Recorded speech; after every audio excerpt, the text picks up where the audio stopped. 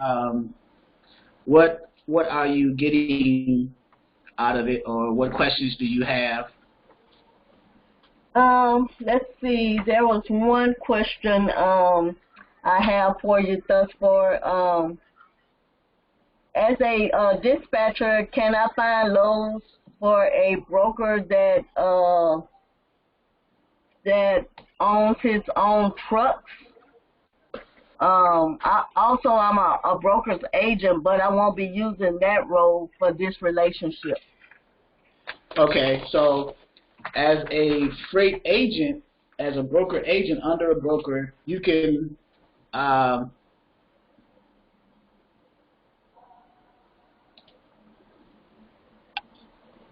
give me 1 second. I'm having some, I guess, some network issues. Okay, can you hear me? Yes. Okay, so you're a freight agent under a brokerage, Yes.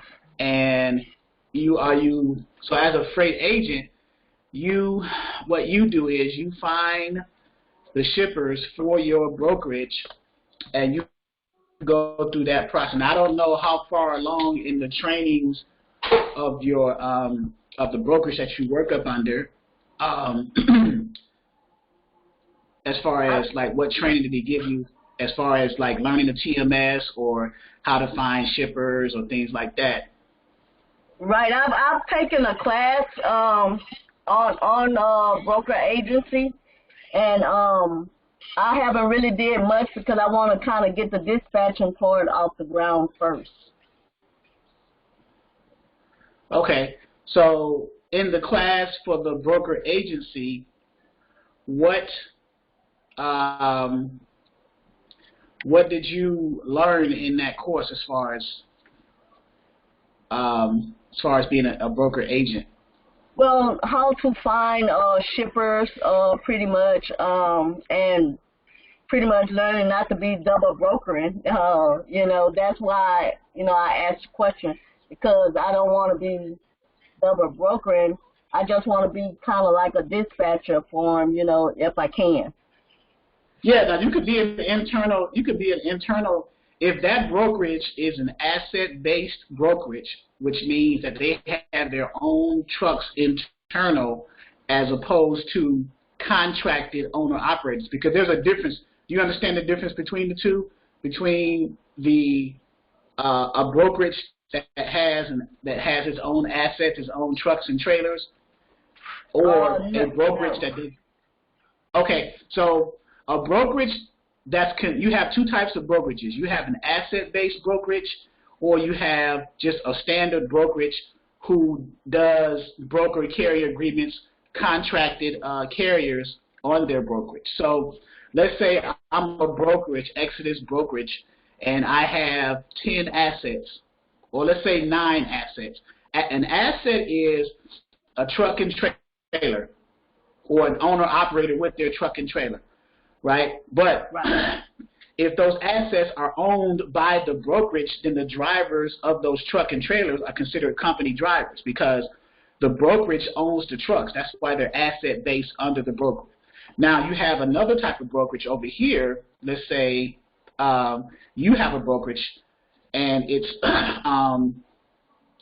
doesn't have any assets. Let's say Sharon's Brokerage, but you don't have any trucks. You just have a brokerage, and you have shippers that's contracted with you with loads, and they say, okay, well, we need these loads moved. Now you don't have your own assets, but you can post those loads on the load board or use whatever resources you can to get those loads out so that carriers can see, and they'll call you, and then you go through that whole process of booking a load with that carrier by sending them what's called a carrier packet or a broker carrier agreement. These are not your truck and trailers. These are owner-operators that you are signing a contract with, which is the broker-carrier agreement, and you're running those loads. Now, with an asset-based brokerage, you're not going to need a broker-carrier agreement because you already have the assets. All you need now is what's called a load tender from the shipper to run that load. You don't really need to build a load, do a Raycon, or anything like that, because you already have assets. So that's the difference. An asset-based brokers, they have their own truck and trailers internal, and the drivers of those truck and trailers are company drivers. Now, if you want to dispatch for them, you can dispatch for them internally for those truck and trailers that are internally part of that asset-based brokerage. Now, when it comes to being a freight agent and you want to dispatch for truck and trailers outside of the brokerage that they're not assets of, then you might not want to wear your broker agent hat. You might want to put on your independent freight dispatcher hat and be a dispatcher for those carriers who are not under the brokerage as far as being assets. Correct.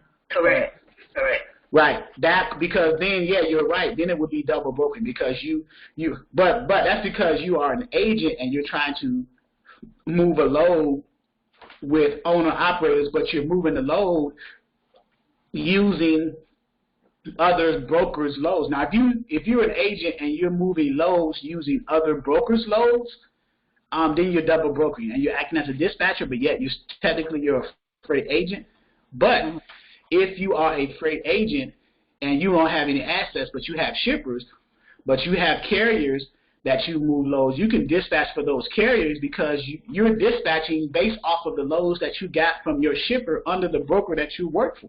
So it's not like you're using another broker. You're using the broker in which you are an agent under. So it's not like you're going to another broker. You're just using the resource at your disposal of that one broker. Okay. So, there's a fine line in that, and you have to be kind of careful with that. It's probably safer just to put on a dispatcher hat, even though you're a freight agent. You might find loads and say, okay, as an agent, I see the loads, I find the loads, I know what the shippers we use. Now I just got to find the equipment type for the types of commodities or the types of freight that this shipper wants moved. I got to find, especially if I don't already have assets, I got to find carriers who can move those loads based off of the freight that they want to haul, which goes into the equipment types. So, and that's what I wanted to do, just be a dispatcher for him, because I did not want to create that conflict with him being a broker as well, and I work under a broker, so I just want to do the dispatch. Okay, so now the person that you work as a freight agent under, a broker agent under, do they have shippers? Do they have loads that they move steadily, or are they trying to get shippers? Are they a new brokerage? Are they an established brokerage with some shippers? What's their situation? They are established.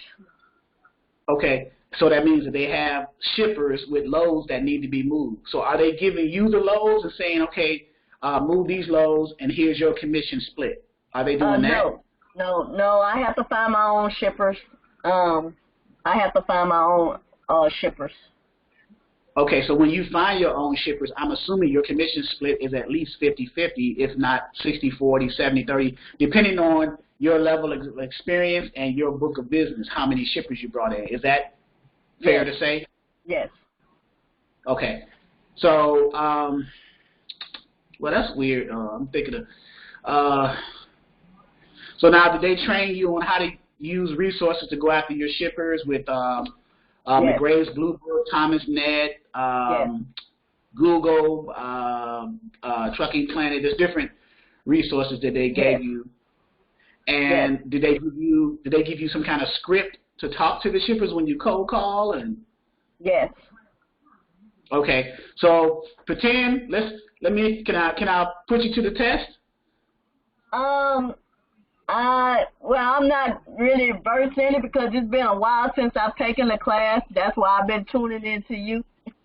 Okay. Well, this is how it would go. If you were let's say you're the shipper and I'm a freight agent trying to call you to get a load, the script is basically asking them for their loads, but you're doing it in a way that convinces them that they need your service. That's pretty much what a freight agent does.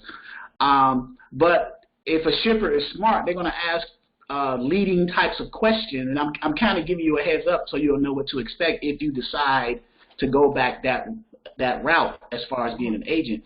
The shippers are going to ask you leading questions in a way that they're going to know whether you know what you're doing, enough experience, have you ran loads what's your score? You know, what's the broker's MCs? Because they're going to look them up too. They're just not going to sign up anybody because they want to make sure. They want to make sure, you know, how long have you been booking loads? What's the last load you booked? Have you had any claims filed against you? If you did, how was that handled? You know, these are some of the, because, and then the shipper's going to also ask, how will I know that my freight's going to get, when it picks up from my location, my warehouse as a shipper, how do I know it's going to get to its destination on time? And if not, if I can call you whenever I need to call you on my load, how will I know that? And what guarantees can you give me? You know, so this is the hard level shippers. Now you have easier shippers, but why? It's easy to talk to shippers who are easy to get under, but the challenge is talking to those shippers who are difficult, or I should say not difficult, but ask the difficult questions. Yeah. So that's where you probably need to prepare yourself. And then you would just look at your company that you're under, do your research on them, and see what pain points or see if you can answer those questions that I just said about, you know, a shipper would ask you, you know, for your company. You know, I don't know how large they are. I don't know what their market cap is. I don't know how many assets, if any. Do they have any assets under their brokerage? Do they have any trucks? No, none that I'm aware of. Like I said, I took this class almost a year ago. So I don't think they have their own trucks, but they have their own, well, a brokerage. Okay. I'm curious to know the name of the brokerage, but you don't have to tell me. Truckolocity. Truckolocity, okay, out there in let's see, Phoenix. Yeah. Phoenix, Arizona. Yeah, out west. Yeah. Well, the dispatching side of this industry is probably safe because you don't have to worry about the flexibility of the dispatcher is such that. Yeah, and another question the shipper will ask, how long have you been a freight agent? They're testing your experience because you may stumble upon a good shipper, but if you're not good enough of a freight agent, and I'm not saying good enough that you're a good person, but as far as good enough as being experienced enough to deal with the shipper, then you may or may not get that contract. Oh, exactly. The beauty of being an independent freight dispatcher is you don't have to worry about double brokering because you number one, you get a carrier under a dispatcher agreement. You're using their MC with every broker you go to.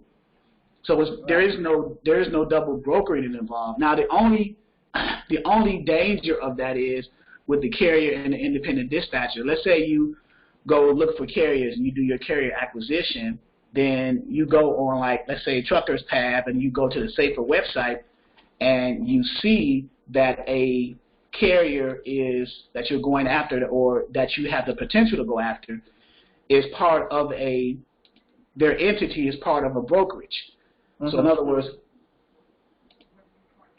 if you look up a carrier and their entity type says carrier/broker. Now if it says /broker, that tells me that carrier is they are an asset under that brokerage.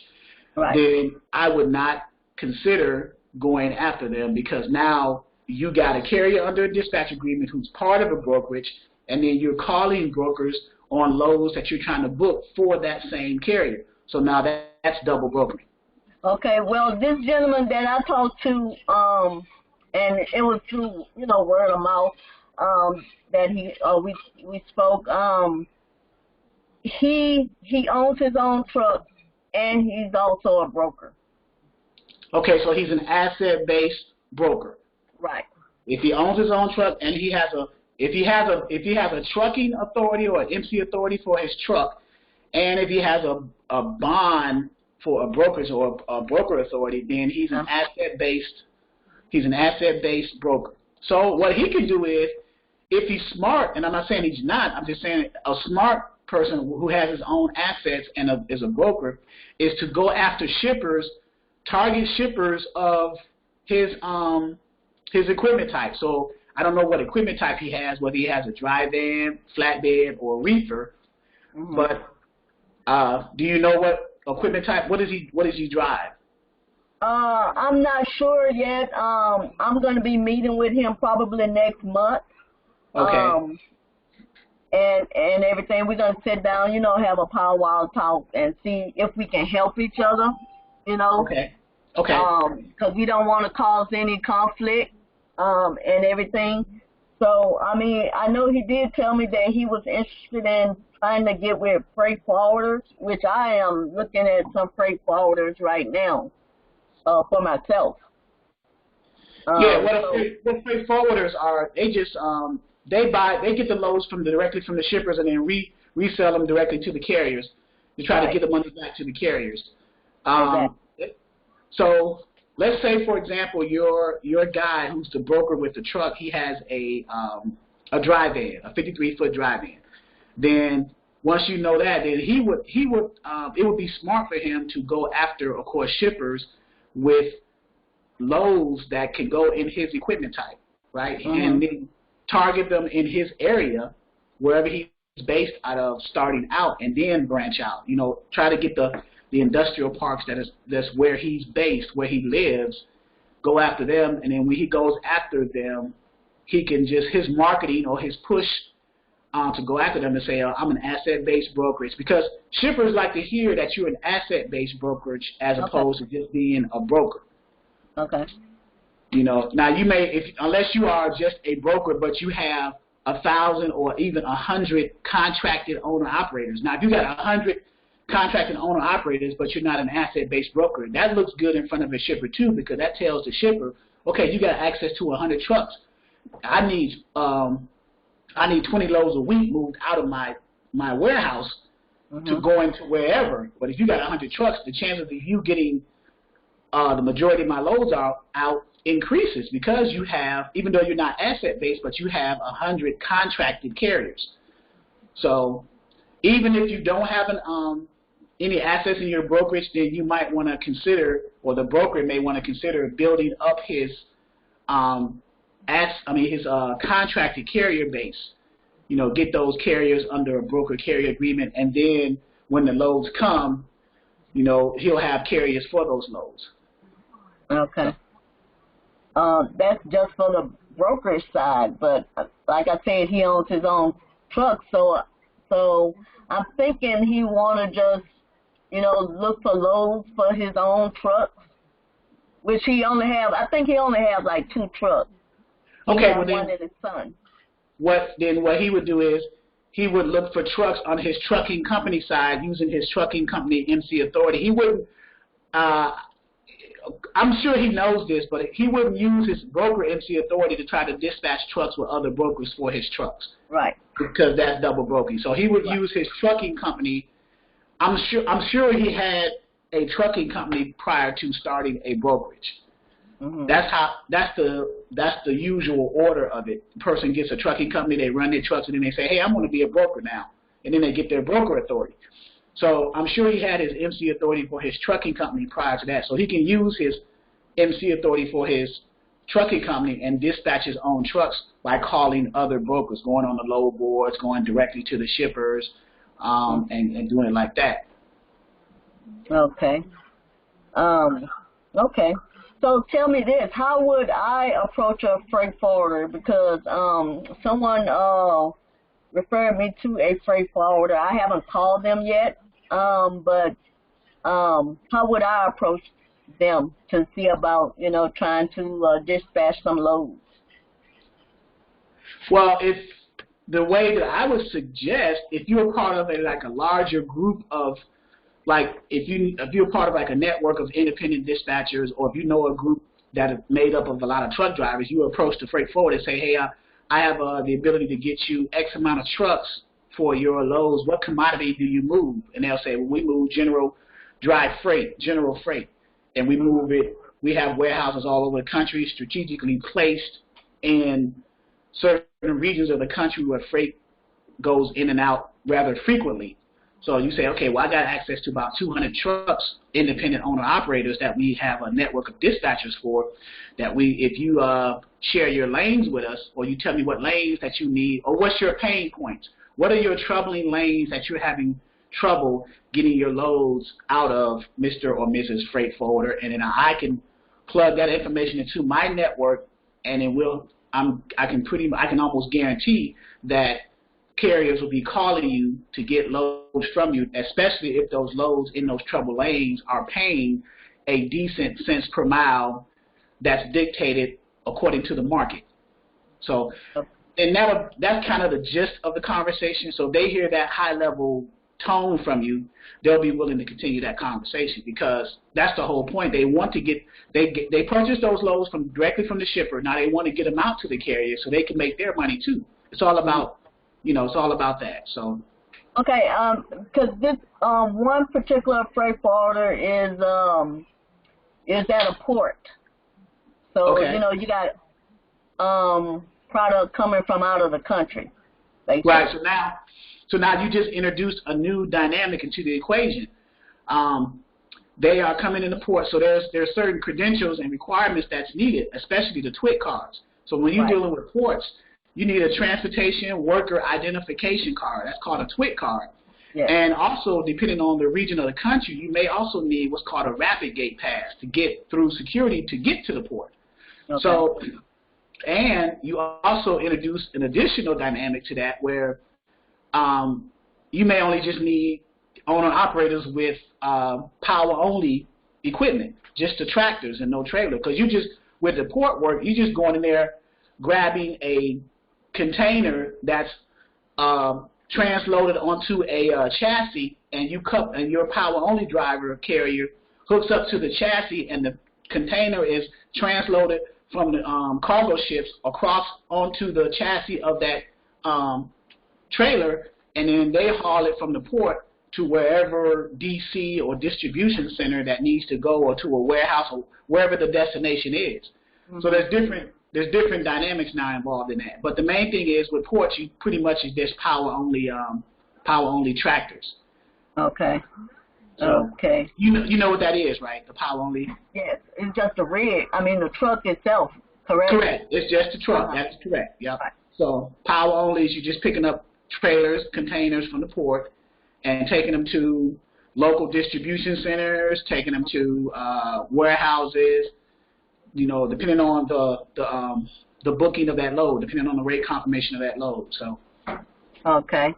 Also, I want to. I don't mean to take up everybody's time because somebody might have another question. That's fine. I wanted to approach a warehouse where I've seen a lot of, independent truck drivers coming out with trailers. I wanted to go into this warehouse to see about, getting some loads through them as well. Yeah. How would I approach them? Same way? I would, if I were you, I would approach the independent truck drivers first to see how did they get the loads, and then that could be an angle that you can go in before you go in and talking to the warehouse manager or the logistics person in there. Ask them, well, hey, Mr. Carrier, how did your broker get this load from this warehouse? What did they do, or who did they speak to? And then I'm sure they'll look at the rate confirmation, share the information with their dispatcher or broker. You give them a call and start that conversation from there. Or if you want to be as direct as possible, then yeah, you can go right in there and say, hey, I got assets that I can move loads for you guys. How many loads do you move out of here per week, per month, per quarter? And do you need help with that? Okay. And that's either going to be a yes or no. And then if it's a yes, then you continue the conversation. If it's a no, then you say, okay, well, if you get to a point where you are getting low on assets, on trailers, helping move your volume, give me a call. Okay. So you leave your information regardless of if it's a yes or no, especially if it's a no. Okay. Okay. That's all the questions I have for now. All right. Now, let's see, what's today? Sunday? Wednesday, not Wednesday, but Thursday, I had to cancel Wednesday and moved it to Thursday. Thursday, I think I was talking to someone about doing a mock call. I'll be the carrier and someone be the dispatcher. I don't know if it was Allison, Alicia, someone. We were supposed to go over carrier acquisition from a a mock dry run thing. So who wants to practice calling me as a carrier and letting us hear how would you try to acquire me? Excuse me. And I thought the person's already on this call, but they are not. So let me ask this question: Who does not have a carrier now? Who does not have a carrier under a dispatcher agreement?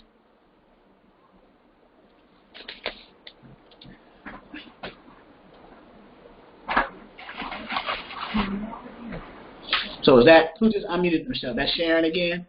Yes, I don't have a carrier.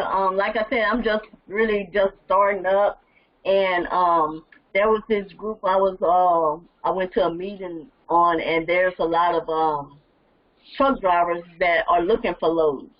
So I'm gonna meet with someone that has a consulting firm that has a lot of truck drivers that comes in to speak to her about finding loads. I'm going to be setting up a meeting with her because I spoke to her at a meeting, and I was telling her what I was doing, and so she told me she can use me under her umbrella to help these truck drivers find loads. So that's going to be my first aim. Now, where are you based? Right now, well, my business is registered in Texas. But right now, I work in Louisiana, so I'm between the two right now. Okay. All right. So if this person gives you a carrier, how would you, are you going to, like, what would be your conversation with the carrier to say, this is Sharon, I'm Sharon, this is the services I offer as a dispatcher. Are you willing to do a dispatcher agreement with me? How would you approach that? So if I was one of the carriers that your friend is going to point you in the direction of, how would you take that lead and try to get that carrier under a dispatcher agreement? Well, I would, speak with him and let him know that I'm a dispatcher, and I would like to help him find loads, and I would ask him if he's willing to sign a agreement, a dispatcher agreement, dispatcher carrier agreement. Okay. And I will also ask him what type of loads he's interested in carrying, because that's and also ask him, what's the rate he's looking for to move his truck. Okay. All right. So now I will say, okay, well, what makes you different than all the other? And this is just me as a carrier talking to you. What makes you different, or what makes your service different than all the other supposedly dispatchers that call me just about every day trying to find a load or trying to help me find a load? What makes you different? What makes your service different?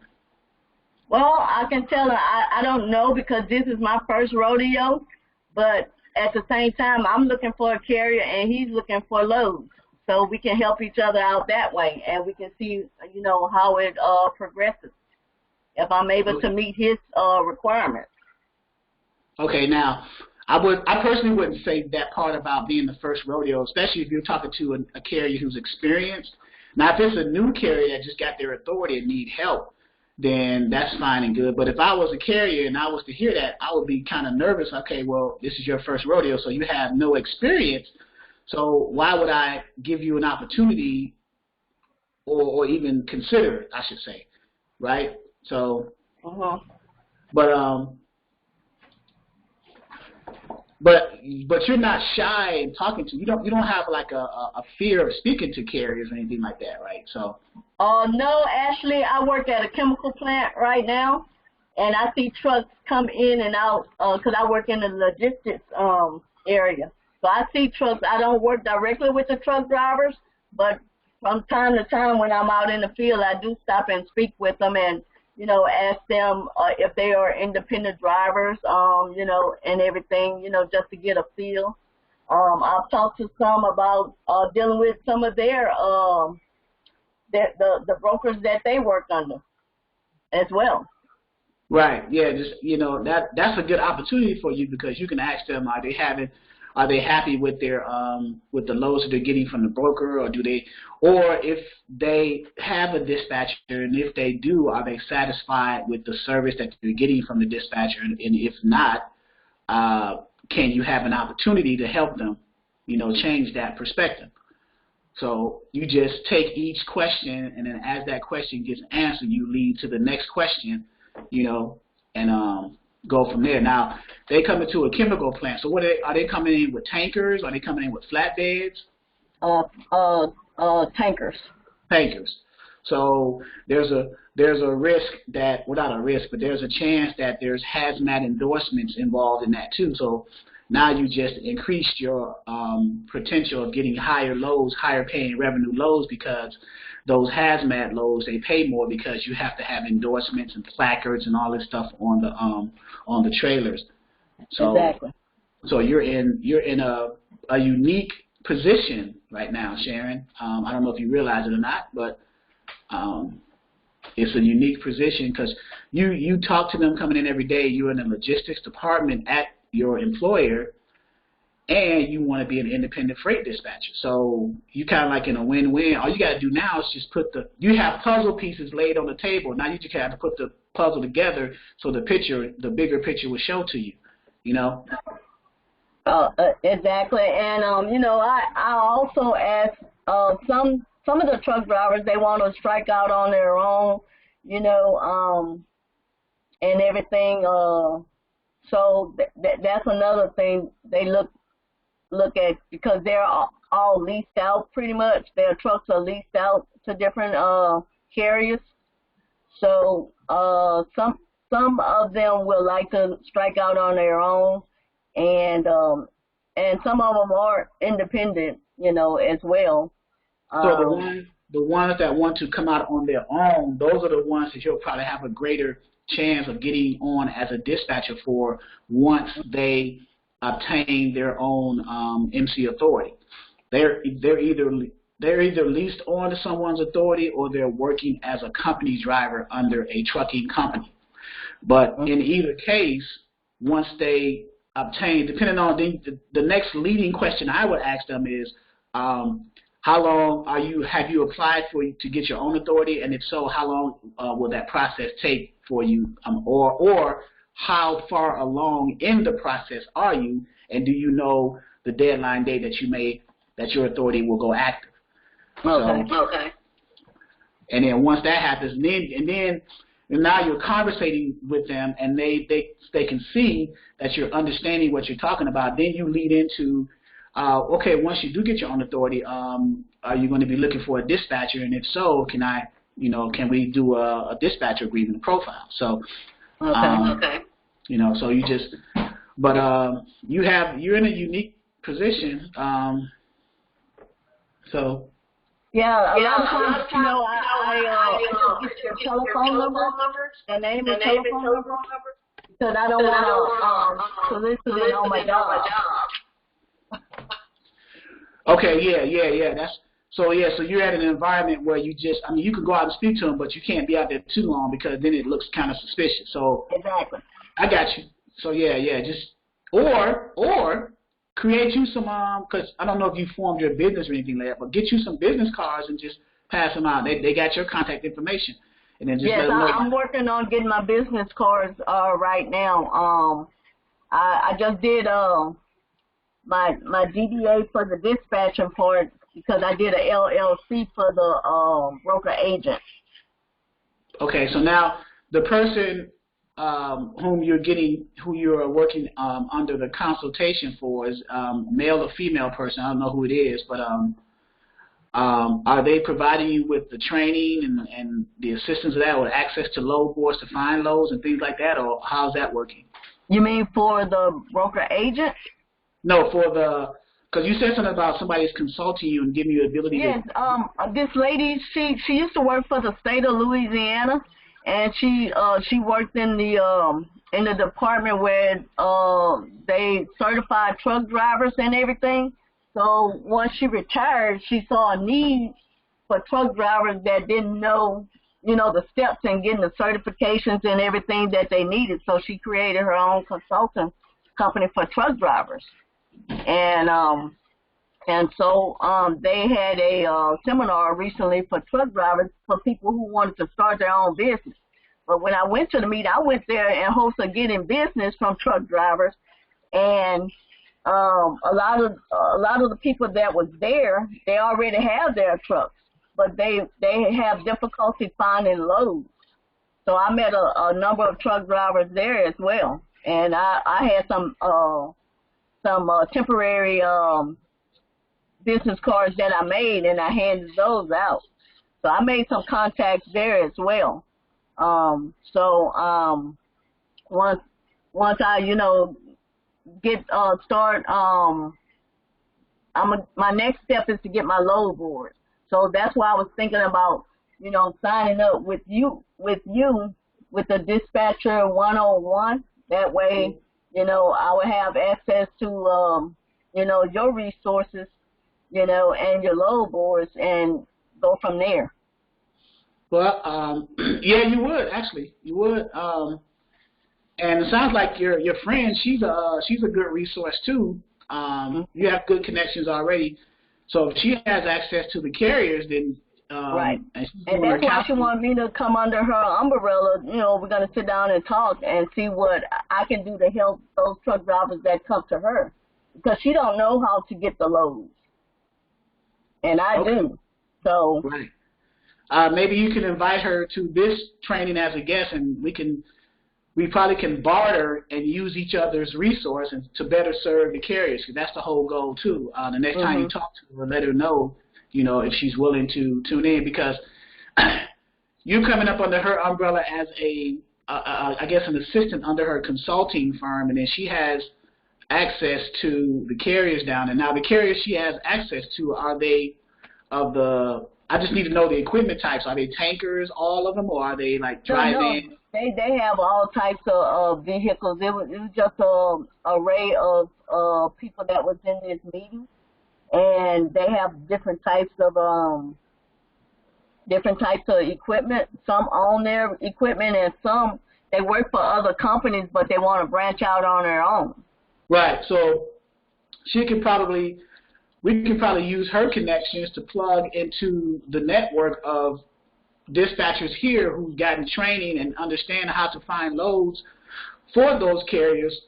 So now it seems like we're one piece of that puzzle, Dispatcher 101, and then your friend is also another piece of a puzzle with her access to the carriers who are, it seems like they're willing to have dispatchers help them, especially those who are company drivers or lease on, but want to get their own authority. So once they get their own authority, they're going to need that initial assistance. So right.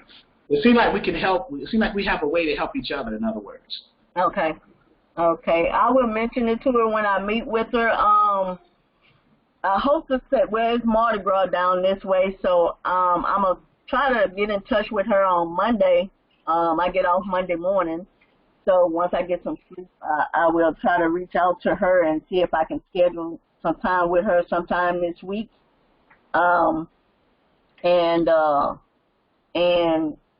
sit down and see how we can help each other. And I will mention your class, and and I'll show her your site, and see if she can be of any assistance.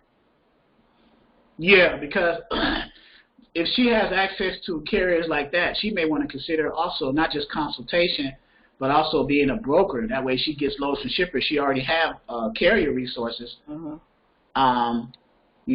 might consider freight brokering, or just be a resource for this network, provide the carriers, and then as we get, because we have there's a referral thing too, and there's a giveaway kind of thing as we get people who provide us resources, and then we start booking loads for those carriers that was provided to us by outside resources. We have a tendency to compensate them for doing so residually. Okay. But just if you join too, then you'll have access to 123 load boards, Truckers Path, Internet Truck Stop, stuff like that. Have you used a load board before? Just in the class that I had taken with the school I had taken out in Phoenix. The name of the school that I had went to was load training. Right, load. I've heard of it. What load board did they train you under? We were on. It was part of that. So we used Trucker's Edge, and I can't remember the other one. It was several that we looked at. Okay. So you use this one here, that Trucker's Edge. Mm-hmm. I don't know if you can see are you on the phone or are you on your computer? On my computer. Okay. So we used that Trucker's Edge. Right. And they mostly posted loads, but we did look at loads as well, because they mostly posted loads. Okay, so they had a broker login. And then what about bulk loads? Bulkloads.com? I've never heard of them. Or 123 load board. Somebody's saying 123 load board here in the chat. But this is the DAT login on our side, the DAT Trucker's Edge. We have DAT, we have 123, we have Internet Truck Stop, Next Loads. There's about 5 or 6 of the better loads that we have. Yeah, I've been writing. Every time you mention a load board, I write them down so I can take a look at them. Right. Now, the DAT, if they trained you on the broker side at their training, the DAT load board that they may have used was probably either DAT Pro or was called DAT Power. DAT Power is probably the broker side load board under the DAT umbrella. DAT stands for Dial a Truck, D-A-T. Yes. And it's one of the better load boards out here. Of course, it's costly, but it's a good load board because they update it dynamically as loads gets posted from brokers. Depending on the version of the DAT load board you have, you get to see it instantaneously, and you can call sooner to try to book that load, kind of a race to beat out the next person from getting the load. So. Okay. But yeah, looking forward to you joining. That's cool. Okay. Yes, I'm going to be joining here shortly. There's a couple of other things I got to take care of. Like I said, I work shift work, so I'm trying to do this on a part-time basis until I get enough trucks under my belt, and then I'm going to retire from my job. Okay, so, yeah, so, and then too, you don't have to rush. I mean, I'm not saying not get one, but as far as a business license and LLC and EIN stuff, you can. I have all that. Yeah, so, no, the reason why I'm saying that is because someone put a question or a comment in the chat here too.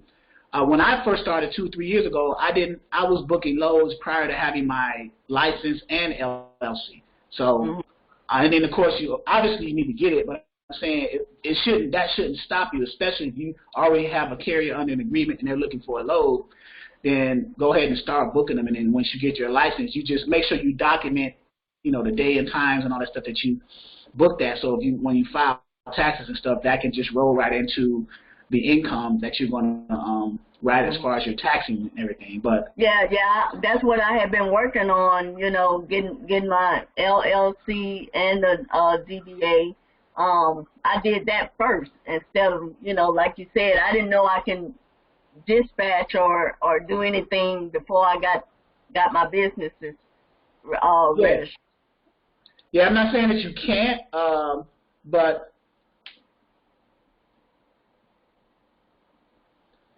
what license for dispatcher? The dispatcher is the business license.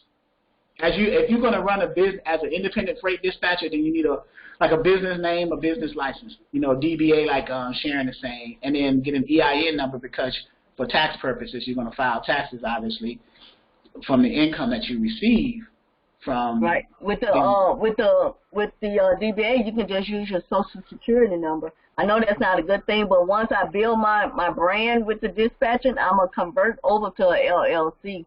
Right. It's not a good thing because if you're working at an employer and you're dispatching at the same time, when you use your social, you have to roll that income in from your independent dispatching along with your W-2. So now Oh yeah, I know. Yeah, I'm aware. Yeah, it makes it seem like your income is, so now you're in a higher tax bracket. You're going to get taxed more. Well, I'm in a higher tax bracket anyway from my job, so it don't matter. Right, but then you still can do deductions and everything. Right. Itemized Exactly. The beauty of the EIN is you do your W-2 for your employer, and then your 1099K or whichever one it is for your business. So they're kind of separate. Right. But yeah, you got it. But yeah, back to the getting the carrier though. Yeah, so those are the things that you would say to carriers to get. You basically you're solving a problem for the carrier. They're having a time finding loads, or they need help, I should say, finding loads, because carriers, the only thing they want to focus on is driving, and their next load should be waiting on them once they deliver the load that they're currently under. So as a dispatcher, you're working behind the scenes to provide that service and that reassurance that will happen. Once I'm a carrier and I'm driving to a location, I'm currently under load, I drop my load off, I should have to drive no less than 100 miles deadhead to my next load, pick it up same day or next day at the latest to move my next load. And to do that over and over consistently, that's the goal of the dispatcher, to keep them running. Now, we learn over time that it takes navigating on the load boards first, but then once you build relationships with the brokers, you can pretty much use the same brokers over and over again, and then keep that carrier running consistently. Because once you sign up with a broker one time with the carrier packet, you don't have to do that again. That's the one-time thing. Now, the only thing you may have to do over time is update certain things that the broker may need to update their system. Like your carrier's insurance policy may lapse, so he may have to give a renewal policy. Maybe their MC authority may have to do another MCS 150 to update their MC authority, or their certificate of insurance, or their W-9. So those things need to be updated. But as far as filling out that carrier packet, you only have to do that initially one time. That 10, 20, 30 page, however large that carrier packet is for whatever broker that you're using, you only have to do that one time, and that's good. That's the beauty of it. So. Okay. But yeah, talk to your friend and see what she thinks about joining the network, or at least networking with like-minded people to see if we can help one another. As far as she has, seems like she'd probably be like you said, an asset. I don't think she want to get into the dispatching and stuff like that. Her goal is just to help the truck drivers get all the certifications and let them know what they need to do in order to have their trucks registered, what type of licenses. Because like I said, she works for the state of Louisiana, and she was responsible for making sure that truck drivers had the correct licenses for and tags and everything for their trucks. Okay. So in the state of Louisiana. Okay, for the state of Louisiana. So in each state, it varies, that process. I'm looking through some information now that it's funny you mentioned that. So she pretty much helps people get their operating authority. She helps the drivers get their operating authority, their MC authority, DOT, so she knows about IFTA, the fuel tax. Okay, so she understands that. She understands about the MCS updating, the biennial update. She understands about BLC3. Yes. She understands about DOT. She understands about UCR, the Unified Carrier Registration. She understands about the IRP. Okay. Yeah, so she went over all that in that seminar, and everything. So she's very knowledgeable. Right, so she understands about HOS, the hours of service. She understands about DQF, driver qualifications. Yes. What's used to qualify drivers, Okay, so she could be a resource, because I'm starting also Trucking 101, Dispatcher 101, Freight Broker 101, Trucking 101, and that covers all of that. She can probably be a contributor to that portion of Okay. it. Because if so, say if so, she's the type of person that if I'm considering getting my truck, okay, I need a loan from a bank, or I need to see if I got enough credit to get approved to get a loan, and then apply for my MC authority with the FMCSA, pay that $300, register online, go to their site, pay the $300 one-time fee, wait the 21 days for it to get cleared. If someone disputes it, they can challenge it. I can go back and rebut that challenge. Once I get my insurance, because you have to have insurance prior to the authority becoming active, and she knows that. Yes. And she does all that. Right. So, okay, so she has all those resources. So yes, and she also brought in a someone from the bank to explain to the truck drivers how to get loans. What have you, you know. Right. So it all depends on credit. Credit is key. Mhm. What's the credit score? Because the bank wants to know how financially responsible or irresponsible in some cases a person is before they consider giving them a certain amount of money towards the down payment at least, or the full payment of a truck, whether you're going to get the truck new or used, things like that. So she sounds like she's a good resource. Yes, yes. So I will mention that to her when I meet with her. I'm going to try to call her tomorrow. Like I said, it's Mardi Gras down here, so a lot of things are going to be closed for the next 2 days. Oh, Fat Tuesdays, huh? Yes. So she has it in the state of, can she cover all of the states? I'm sure she has the ability to cover all the states. She just focuses on the state of Louisiana. Yes, and she mentioned, you know, she knows, I know she mentioned the state of Texas, because I told her I was registered out of Texas, and she told me she had people in Texas as well. Okay. Okay, so yeah. Well, she could be a good resource. She could at least provide some someone we can reach out to. And now, when you mentioned that you were going to be under her umbrella, she's going to train you into doing exactly what she's doing.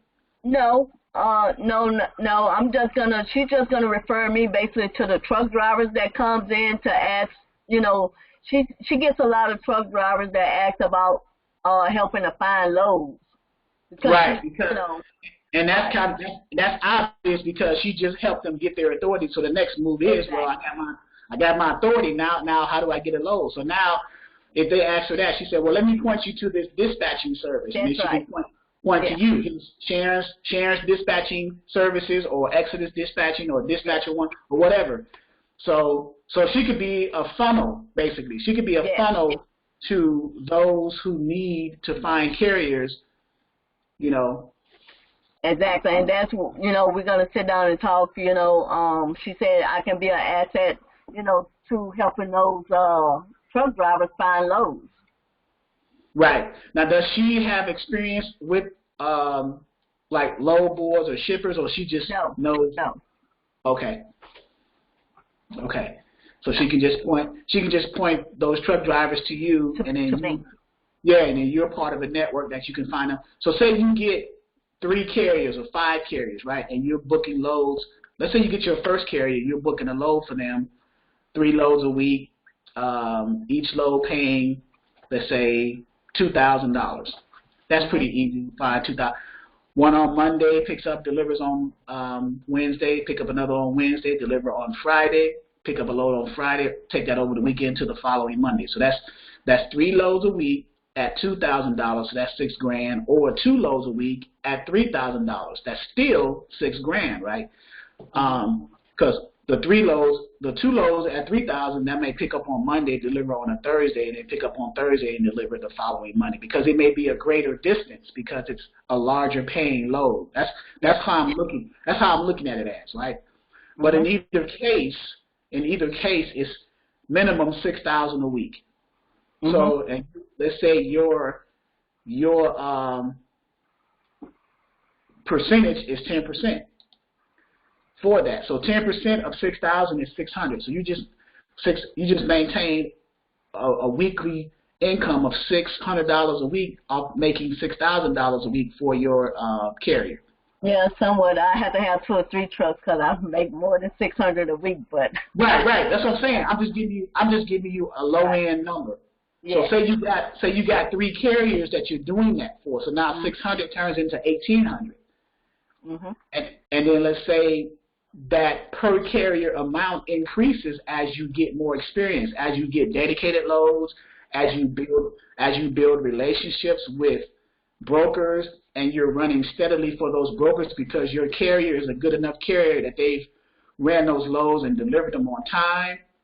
There's no accidents, there's no claims. So now you can build that relationship with the broker by negotiating higher rates on the rate comps. So now $6,000 all of a sudden turns into $9,000 a week.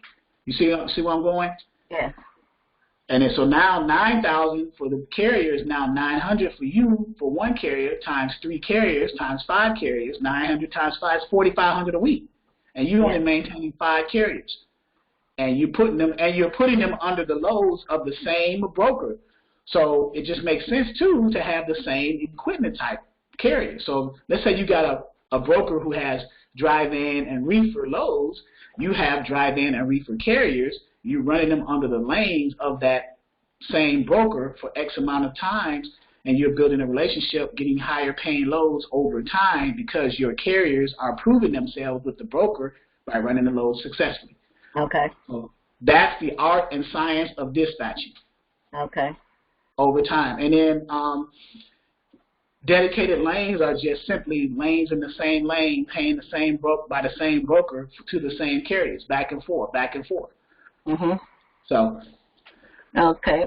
Also, one of my other ideas, I thought about this as well, because I noticed you had I think a PDF file that had brokers that deal with new carriers that just got their authorities or what have you. Yes. Because I thought about approaching like some of the truck driving schools. Okay. And what's your angle approaching the truck driving school? Well, basically, they're gonna have to get experience somehow, and that's just a way of them getting experience. If you have brokers that deals with people that, my thing is to ask the students, see if the students are planning on getting their own authority, or are they gonna, drive for someone.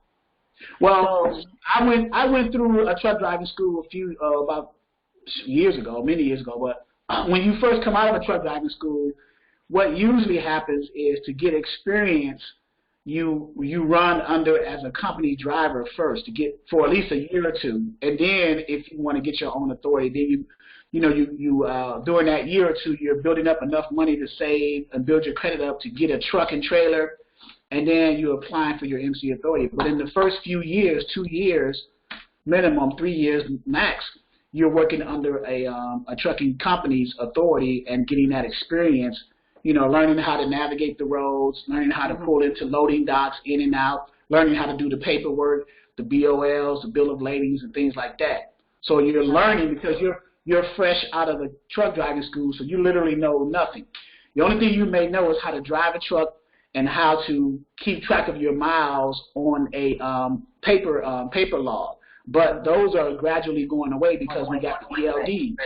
So you're fresh. You're kind of wet behind the ears. You're green, right? So what they usually, it's a wise move to just go under a company like a Werner or Walmart, drive under Walmart or Steiner, Swift, or whoever, get that experience, and then consider getting your own truck and trailer, and then getting your own authority eventually. Even if you get your own truck and trailer, you get away from the student level, and then you have your truck and trailer, and you lease on to a company, and then drive for them for a few years, and then you eventually get your own authority. So.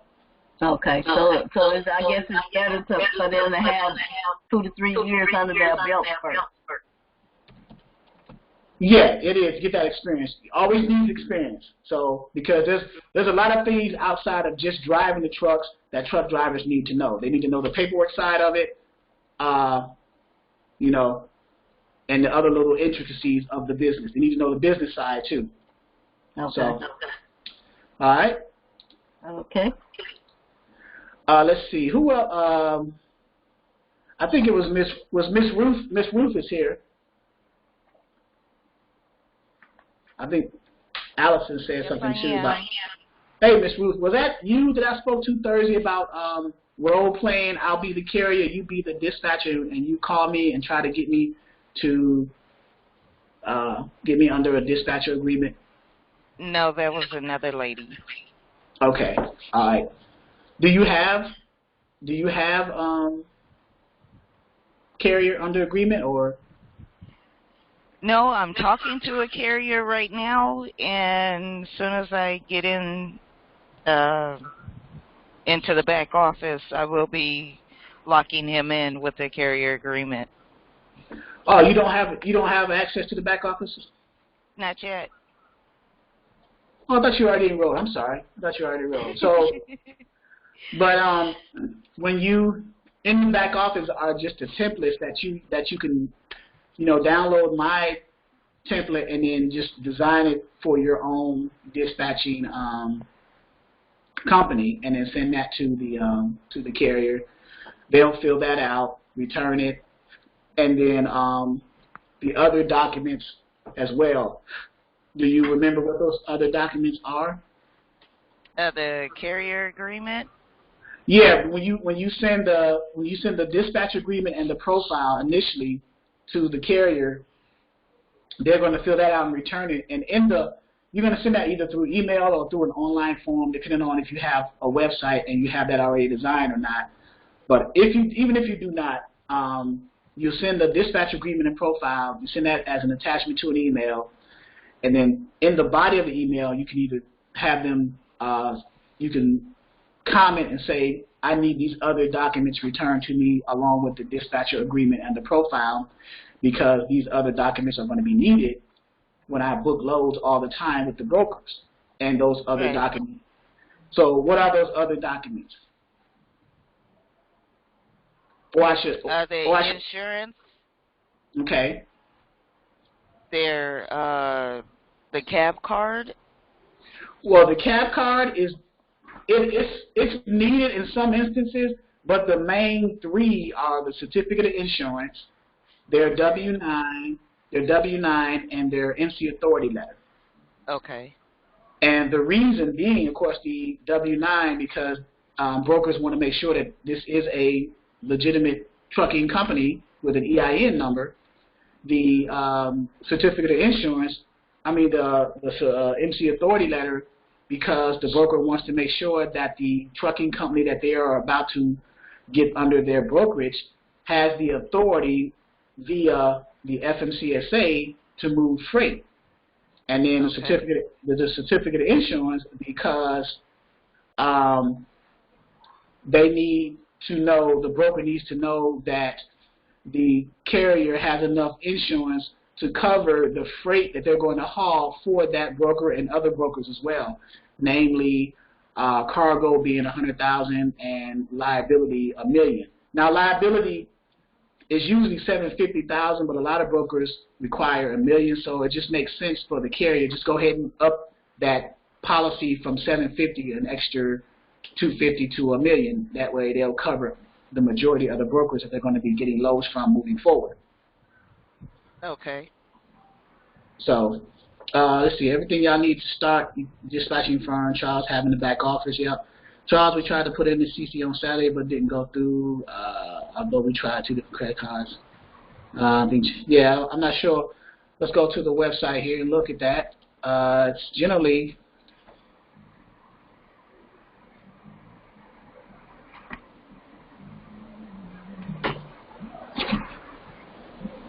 Yep.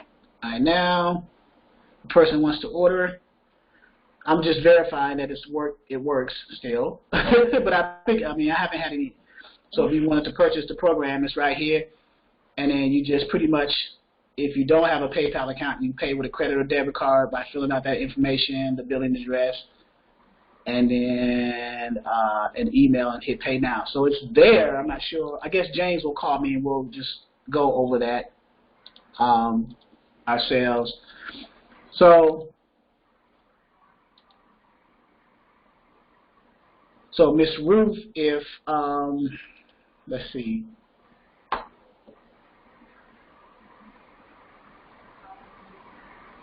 No, it does both, Allison, debits and credits, I believe. But I will go into the back office admin side just to verify that it does. All right. So calling, so if someone was to call me as a carrier, trying to get me under a dispatch agreement, what would be some of the things that, how would you start off your, I guess, script? I don't even like to use that word, but script or conversation. Okay. My background is settled down now. There was a lot of cooking and dishwashing going on. I'm like, Lord, have mercy. Okay. So if you were to call me as a dispatcher and you looked me up, you vetted me out on the website, and you got all the information that you needed about me, you called me, what would you say to start the conversation with me as a carrier trying to sell me your service? Okay. So phone rings. Ring, ring. Yep. Hello, this Good is morning. This is with Charles, please. Yeah, this is Charles with ABC Trucking. How can I help you? Okay, my name is Allison. I'm calling you from Exodus Dispatch. Are you under a load, or do you need a load right now? Are you right looking now, for a load? I'm under load right now. Sunday, I'll be empty on a Tuesday with my dry van. What do you got going on? You a broker? No, I'm actually a dispatcher, and I would like to. How much? What do you need? How much are you looking for to get? What do you need to move your truck? Like 225? I get no less than about 250. Okay. What do you That sounds good. Sounds what good. are you charging? What are you charging? How much I gotta pay you? Well, 8%. 8% is my my fee. And what's your area? Where do you want to go? Like, generally, where do you Well, where do you I'm go usually to? I'm usually on the from northeast to southeast and then over to the Midwest down to Texas and back. I don't want to go to too much in the mountains. I don't want to go to a lot of the tolls, and I definitely don't want to go to Florida because I can't get nothing out of there. So.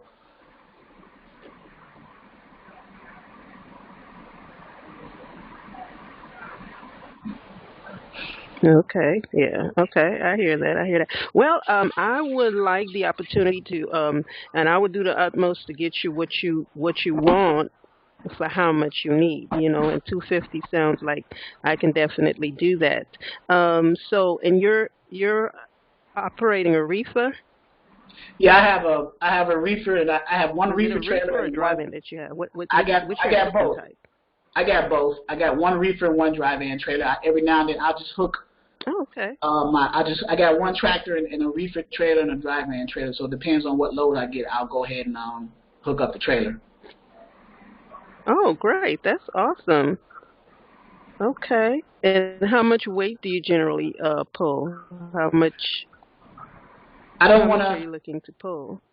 I don't want to haul no more than about 40.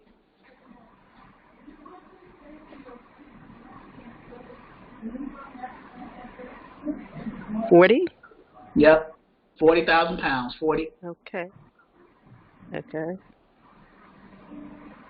All right, great. So do you mind if I go ahead.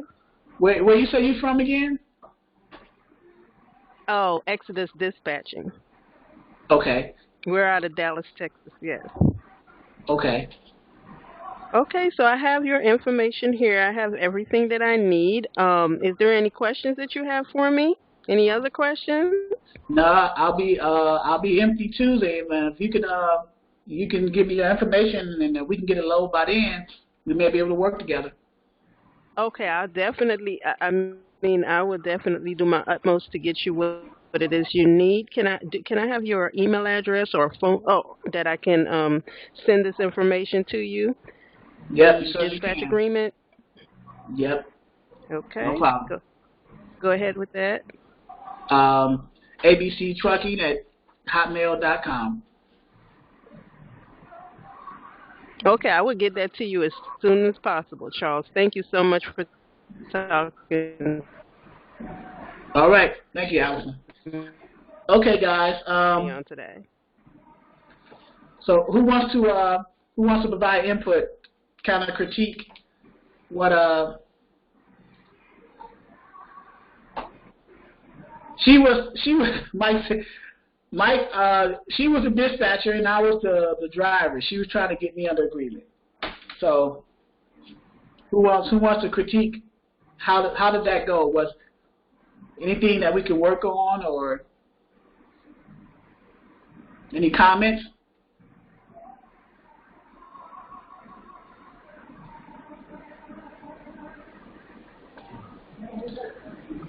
Pull the script. Mike's question said it all.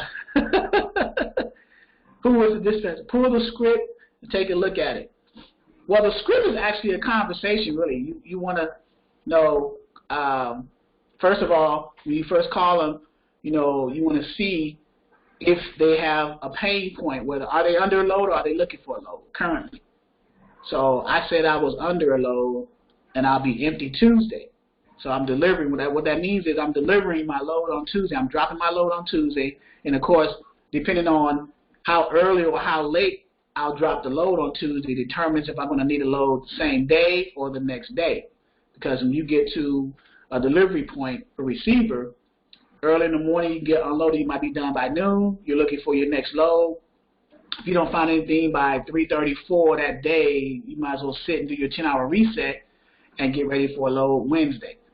If you're delivering Tuesday late, then you're definitely going to need a load on Wednesday because you're not going to have time. All the brokers are going to be closed after 5, sometimes 6.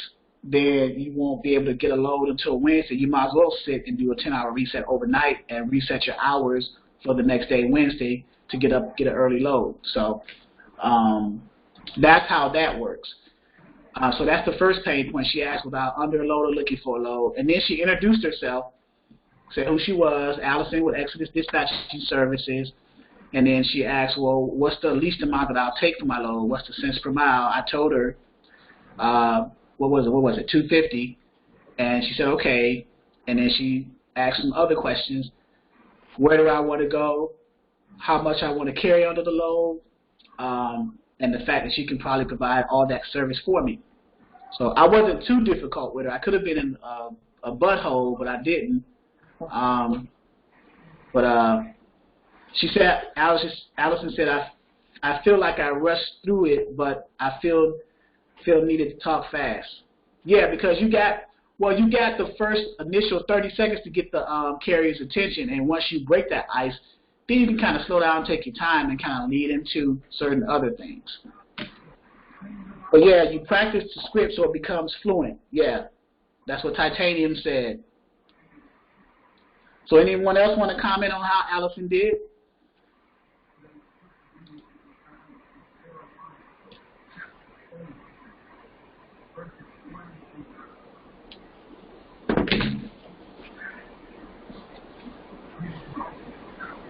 Everybody thinks she did pretty good, Allison. You just gotta, like you said, you gotta practice it, and it'll come. Right. Yeah. But I don't know I don't know if you were nervous or not, because I'm thinking you're used to speaking, right? I am used to speaking on the phone, but you need the confidence to know what you're actually talking about. Because when you said 40, I'm like, okay, I didn't know what to say after that. Right. So with how much weight you're hauling, we're dealing with thousands of pounds, so it could be 20, 40, 30, whatever that weight is. And then once you learn the equipment types and the max weight for each equipment types, when you hear that, you be like, okay, we'll go from there. So I said 40. I got a reefer and a flatbed. I mean, not a reefer, reefer and a dry van. They haul up to about 45. So I said 40, and the reason being is,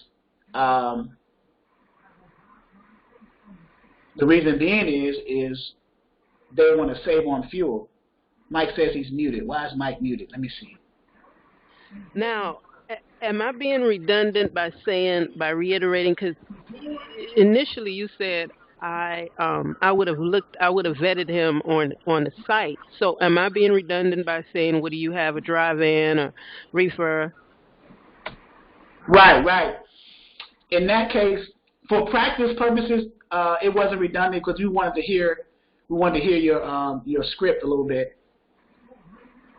But on the Safer website, yeah, you would have already, like I'm looking at one now, we would already know if that would have been the method that you used to find this person. Let's say you looked at the DAT directory, and you wouldn't have easily known what equipment type that person was. You probably would have figured it out based off of the commodity that they haul.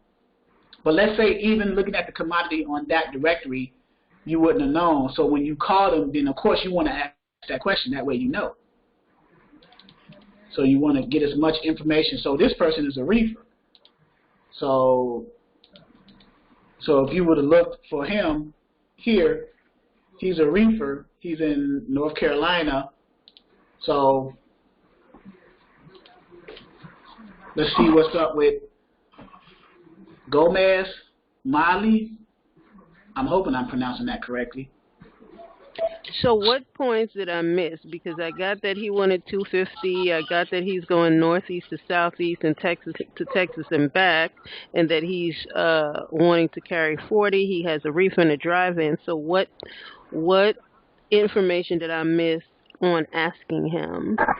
I think you got all the preliminary information you need starting out. The next thing now is just sending the dispatch agreement to him and the profile, and then seeing how long that person takes. Now, as far as follow-up too, I usually give like 2 sets of 2-day increments, and then I move on to the next one, because if a carrier really wants you as a dispatcher, they're going to get that agreement back to you as soon as they can, right? But why keep going after a carrier, no matter how good you feel about the conversation you have with the carrier, if they don't send that dispatch agreement back in a time that indicates that conversation was a really good conversation, then it's all a moot point. So, yeah, and then Mike says she has to practice too hesitant. He said you were too hesitant. Sounded like you was the dispatcher. Yeah, I get that. Yeah, so let me see here. Let's see what Molly. Listen to me on this call here. Okay. Hello? Hello, can I speak to Molly Gomez, please? Hi, this is her. How you doing? My name is Charles with Exodus Dispatching. I'm just calling to see, are you under a load or are you looking for a load for your reefer? I'm looking for a load. He's in Bronx right now. Where you in Arizona or Jersey? No, Bronx, New York. Are you in the? Oh my God, what are you doing? Yeah, he likes going to Bronx. Oh my God, you're on the island. Jesus Christ. Yeah. That tolls over there is ridiculous.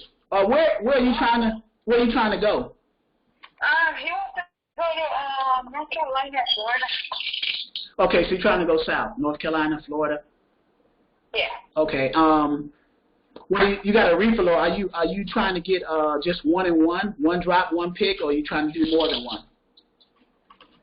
It doesn't matter as long as it's, if it pays and it's worth the drops, then we'll do drops. Okay.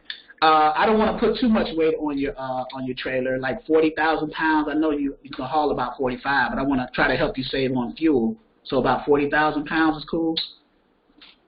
45? No, 40. He can't scale 45. He can scale 43. Yeah.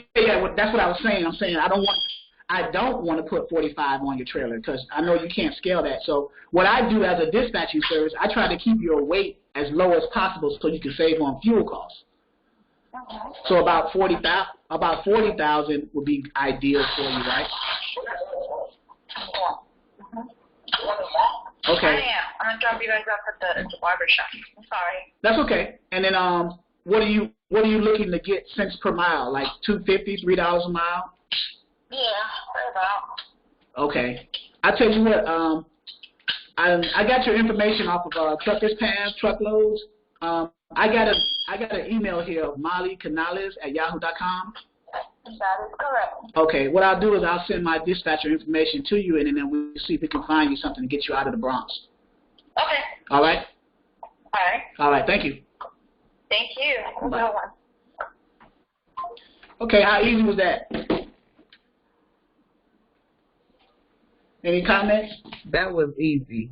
Real Yeah. easy. And you said everything a carrier wants to hear. Exactly. That's what you do. You problem solve. Say everything a carrier wants to hear. And guess what? She needs a load. She's stuck in the Bronx. She's on the Bronx. She's over on the island right now. She's in the Bronx. Well, she just came. Coming in from the bridge. You right in there, but she's over in the Bronx, so she needs to get out. She said she want to go to Florida or North Carolina. And I don't even want her.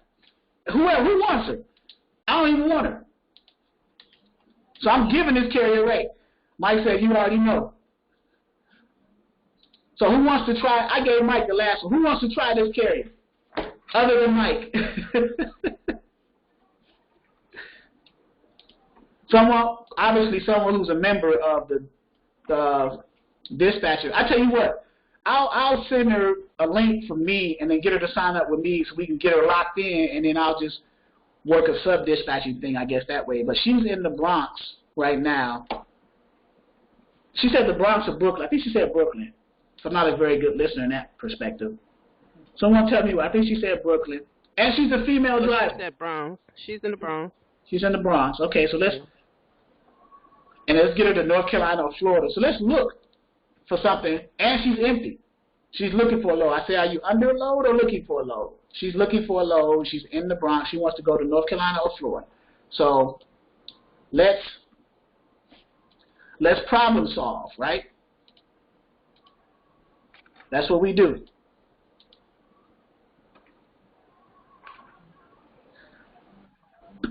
Mike, I think you got to log. Mike got to log out and log back in. I don't have you on mute, Mike.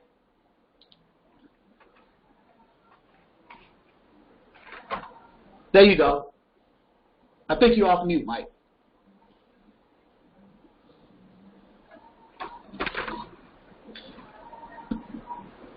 Okay, so let's look at here.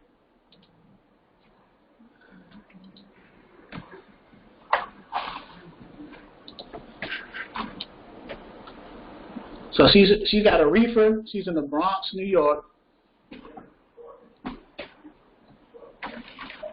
And she has a reefer. And let's do multi-state because she said either North Carolina or Florida. Like that. And let's say a pickup date tomorrow or Tuesday. Just in case. And let's see what we come up with. Okay, we got 47 loads, right? So let's group it instead of 10 at a time, let's say 50 to show all 47. And then let's put it in order of highest paying to lowest paying. Okay. And it doesn't seem like it's paying a lot going down. That's crazy. Look at those numbers. You guys see that?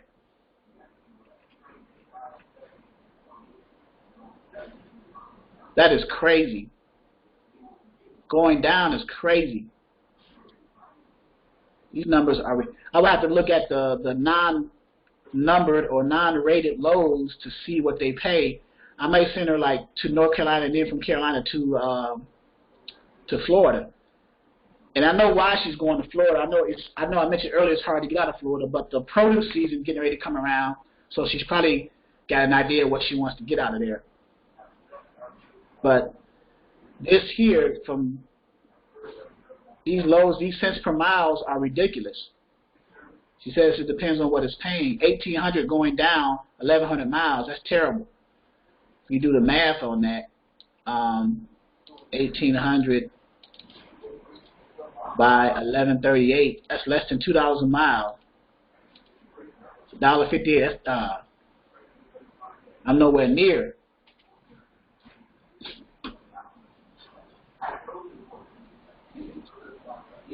These numbers here. This is closer. So if that's probably why she's still there. She's having a hard time getting out for Right. So she may. So, but sometimes truckers need.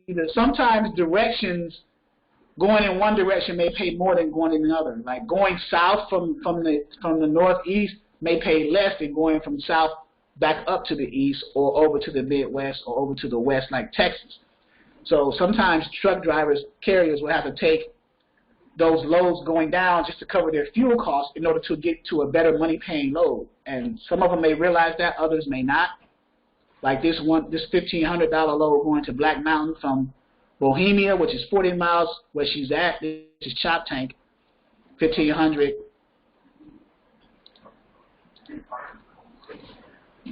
Going down 746. That's a little closer to $2. Right at 201. So, I mean, that's decent, but Now, is this a situation where you would call a broker and try to negotiate for some more, or no? I could. I mean, you always want to get as much as you can from the broker, but you have to understand what the lane is paying. So let's look at our resource that we can look at that under. So she has a reefer, right? So let's go to our tools, the trend lines, and see what's paying for a reefer. The rates. So that coming out of there, going down. So the rates nationally are not good. So I don't know. So maybe she doesn't understand that going to these areas is not going to pay as well as going over to the Midwestern states. Look at that, 247. Right. Now, if I was to get her under a dispatch agreement, I'll keep her running in the higher paying rated lanes and states, as opposed to sending her to areas that she's not going to make any money. So,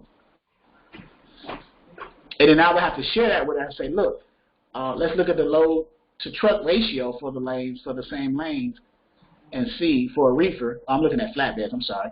Let's look at reefers, load to truck ratio, and see.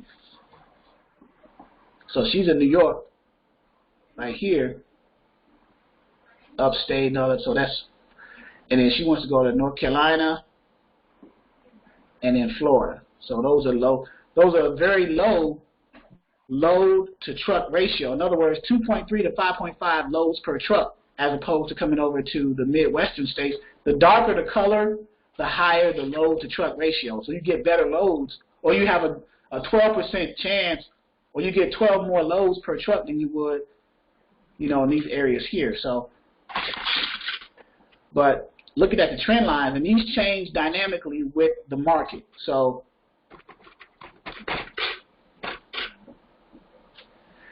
yeah, Mike, go ahead and give her a shot. I want to see what your Mike just said. If you want to sign up, he will. So I'll let Mike see. I'll let Mike go ahead and give her a try. And I'm going to go back to her information on Truckers Cab. Mike, I'm going to leave the screen up for you. But I think, who was I talking to about Allison about the script? But yeah. the main reason why I called her, because I wanted you guys to hear me speak and get some pointers from how I conversate with them. But me knowing, like, I saw the equipment type and I asked her, I said, well, do you want a 1-in-1? She said it really doesn't matter, because 1-in-1 means for a reefer. With reefers, you have a greater chance of doing more than one pickups and more than one deliveries. So, but most reefers, they want to do 1-in-1s, one pick, one drop. But other reefers, because they know that the more picks and the more drops you have, the more money you can make on top of your initial rate that you get for that load. So that's why she said it doesn't really matter as long as it pays. Well, looking at this, it doesn't seem to pay. But let's open up another load board and get a comparison for her. So let's go to 1, 2, 3 and see what that So the shows. the key pretty much is knowing the script, knowing the method of what you're gonna how you're gonna go, meaning finding out how much they need to move their trucks, the weight and so on, like knowing the script, but also having confidence in the product that you're talking about. Correct. Correct. So if you know, like once you, like if you use Truckers Path as a truck search feature that you're trying to acquire carriers under, you can pretty much see the equipment type. So now you understand, and remember we train the first three major equipment types, the dry beds, flatbeds, and reefers. So when you call carriers, you have kind of an understanding of, because with dry vans, you know that generally the carriers you're going to call are those who have swing door dry vans and air ride suspensions. Those are, so when I call them, I say, yeah, do you need are you under a load or looking for a load for your dry van? And they say, yeah, I'm looking for a load. I say, okay, do you have a swing door air ride? Because I know that's a pretty standard dry van trailer out there. Now, some of them say, no, I got swing door spring. So they may not have air ride suspension. They may have spring suspension, you know, or they may have roll-up doors. So it's a big difference with those equipment types. But you'll learn that down the line. That's not really important. You want to make sure that you just know dry vans, flatbeds, or reefers. So with the flatbeds, you say, okay, do you have tarps or no tarps? Because some flatbed trailers they may not have tarps. Some of them may do. So now that lets me know that when I look for loads for them, if the load says a tarp loads and they don't have a tarp, I have to overlook that load. Tarp loads pay more than non-tarp loads for flatbeds because the drivers, the carriers can charge an extra $250 to tarp a load depending on if it's a full truck load or if it's a partial. So, and then they all have straps, chains, binders, dunnage. This is all under the flatbed equipment type category. So knowing this, that helps with the negotiating with the rate.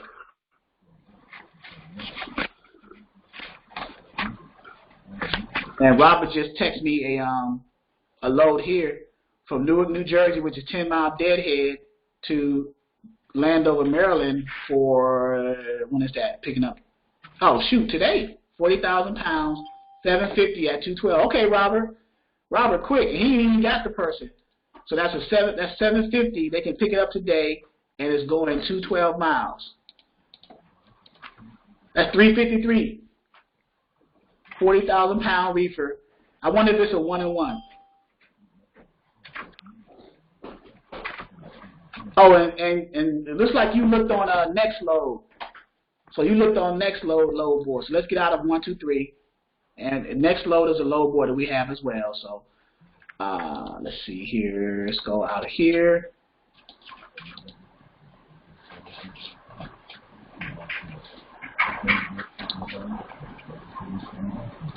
So we got the broker carrier. We can find. So we can go in here on 1, 2, 3 load board. We can select carrier to look up loads, or we can select broker shipper to find trucks. So now we gotta go in here to find trucks. So let's go back to here, log out, and select. I don't want to subscribe to this. X out of this. I want to go to Nextloads, which is one of the load boards that right there. So I think Robert found that. I think it's Nextload that he looked at.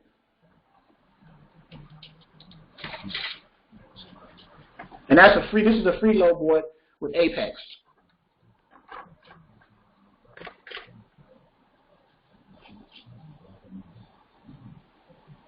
So the origin was the Bronx. If I spell that right. Bronx, New York, or Bronxville, New York, Bronx, New York, and I'll just put anywhere within 150 mile deadhead. The equipment type is reefer.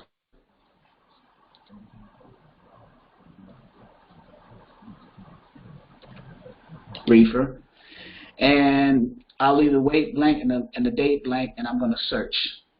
So that's what and then put the rate in there in order from highest to lowest.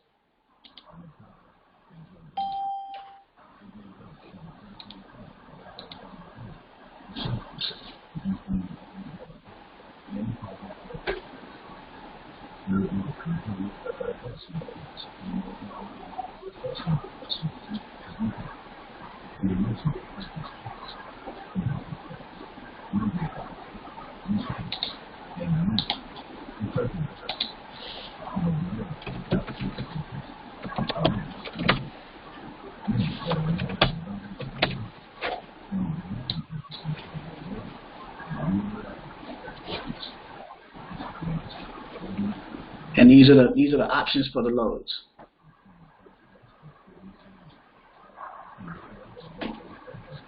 All right, so that's another option for our load board to find.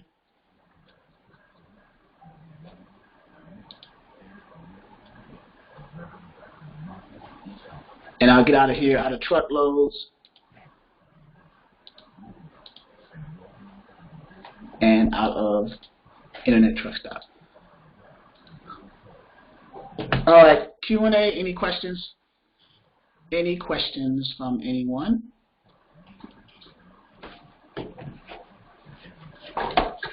Thanks, Robert, for that that text with that information.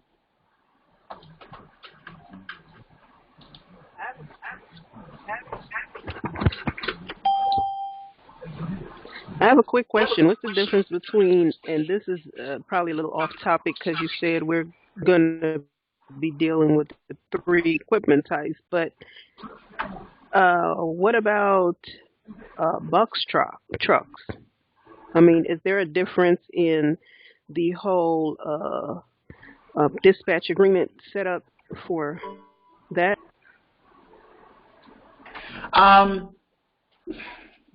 I don't deal with box truck mainly from the trainings perspective. I do give people who have box truck resources to look for their loads, though. I let them know that they can try to get with like My Virtual Fleet, Selectus, which is real pricey. There's one called Cargo Carriers.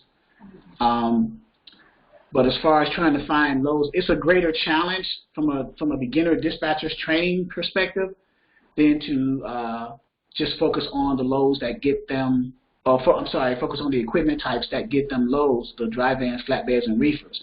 The box trucks, okay, they'll probably be better served if they can like get loads from a local industrial park, or use the My Virtual Fleet, which is directly catered for box truck and sprinter vans. Selectus, which is a real pricey one. So. Okay, thanks. Yep. Anyone else?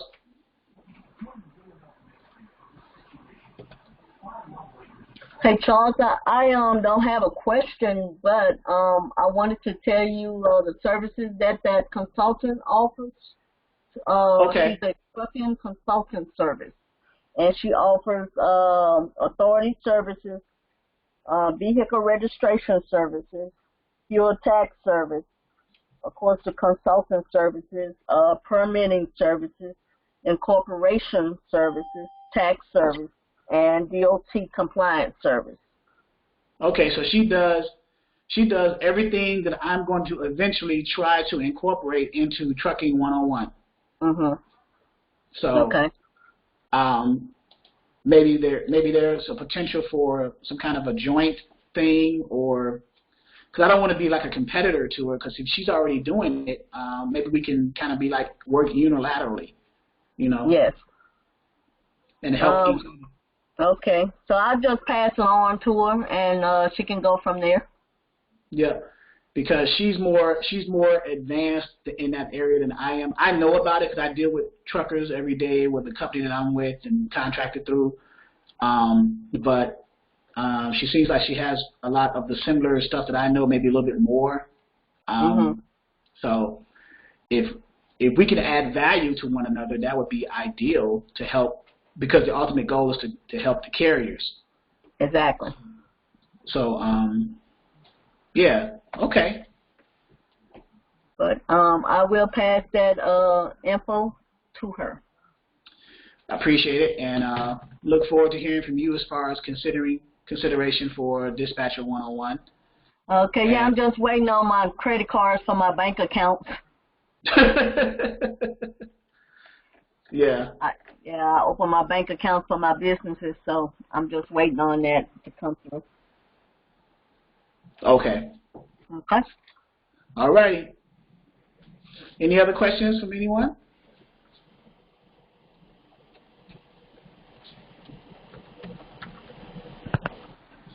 Yes, Charles. I have a question. Nextload, did you say that it was free to join? Yeah, that's a free load board for from the Apex site, Apex Capital Group. That's like a factoring company and training, but you do have to have an MC. So if you get a carrier under agreement, you need an MC to sign up to create an account with. But it's a free load board that's offered through Apex. That is correct. Okay, thank you. Okay, and that's one of the load boards that's in the back office that we provide. A lot of free load boards, but there's some that are subscription based. So, like 123 load board is a load board that we're paying for. That Truckers Edge is being paid for, and Internet Truck Stop is being paid for. But there are others that are free. But the ones that are free, the only one that I use that's free, particularly that's offering comparable loads to the ones that are being subscription based paid for, is Nextloads. So, and then also too, Truckers Path. Truckers Path have a free. So if you go to Truckers Path and you don't sign in, but you go up here to Truckloads for Carriers, then you hit search online.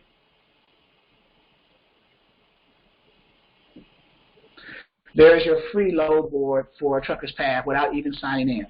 So you can pretty much look for that load for the Bronx, for that person, Bronx, New York, let's say Deadhead, 100 miles, no, and going nowhere.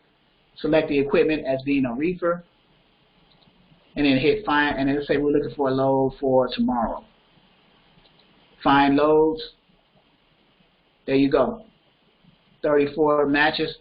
So these loads right here, all these are loads, and we can put them in order. We can sort by, let's sort by price instead of the age that it was posted. And which of these job titles describe you best? Let's say independent dispatcher, and then we hit submit so we can get that out the way.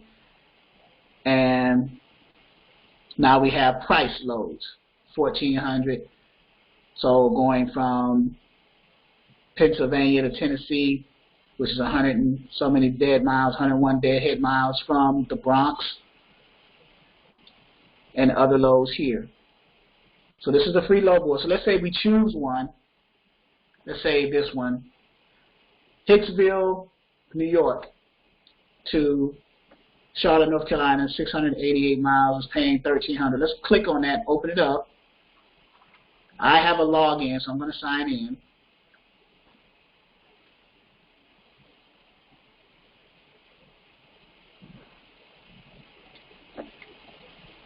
To go to the other one, Chop Tank, going from Allentown to Buffalo. I don't want to go back to Buffalo.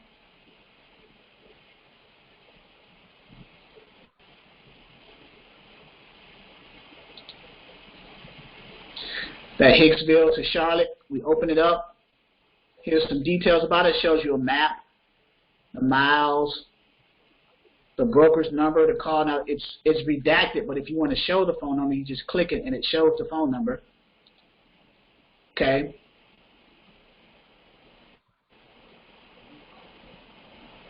And it even gives you some back hauls. If you want to go back from Charlotte to anywhere, or anywhere in the country, from Charlotte to anywhere in North Carolina, from Charlotte back to the Bronx, New York, there's 8 loads for that. So this is the back haul area. So let's say that reefer carrier took that load in the Bronx and took it down to Charlotte. Here's some backhaul options for them. From Charlotte, within 200-mile deadhead, to anywhere, there's 36 loads. From Charlotte to anywhere in the state of North Carolina, there's 6 loads. From Charlotte back to the Bronx, there's 8 loads.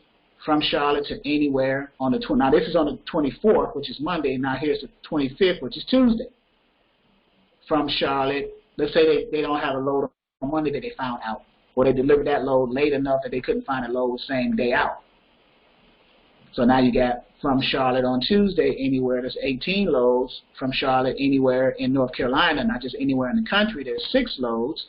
And then from Charlotte on the Tuesday, the 25th, back to the Bronx, there's 2 loads. So enough information and content, 42,000 pounds, 53 feet. Now remember, she said that they can scale 43. What that means is when they pull into a weigh station and they get on that scale to get checked off, their max is 43,000. So I said I'll find you a load at 40,000. So when you pull on that scale, you don't have to worry about getting pulled over to the side by the DOT officer and having a level 1 or a level 3 truck inspection to see why you didn't scale that load. Okay?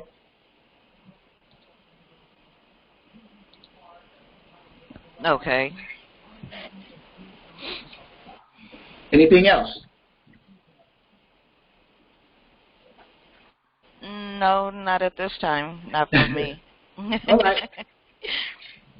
So the key is just, you know, getting that first carrier and starting. Once you get that first carrier and starting the process of booking the loads, everything it's going to fall into place because you're going to be doing the same thing over and over again. And when you're booking the load for the carrier, you're going to call the broker, start that dialogue with the broker. Hey, I'm looking at this load, this reefer load coming out of the Bronx on Monday going to Charlotte, North Carolina. Is that load still available?